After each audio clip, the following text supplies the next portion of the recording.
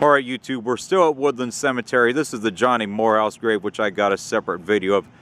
This is the area that's surrounded it at Woodland Cemetery right here. It's a really beautiful cemetery. Just gonna walk around, you know, this area a little bit. This is very near the front of the cemetery. Actually, not far from where I took the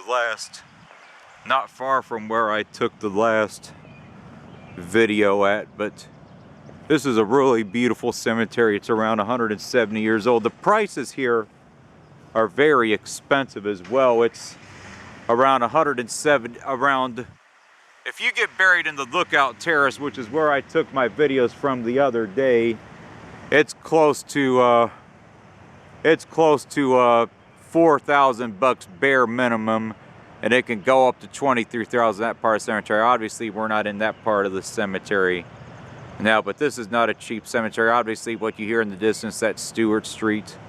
This cemetery is over 200 acres right here. It's a really beautiful cemetery.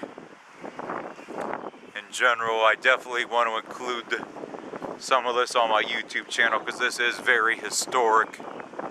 This is very historic cemetery because it is the oldest one here, and this is probably going to be somewhat of a shorter video. I'm just, you know, showing the area that's around the cemetery here on this side of the cemetery. But yeah, this grave, that one back there is the Johnny Morehouse one, is definitely one of the most famous, you know, graves here. This is probably one of the oldest graves in the cemetery because this cemetery was only finished in the early 1840s, and John Regan's, and apparently it looks like his wife or a sibling, they died in the,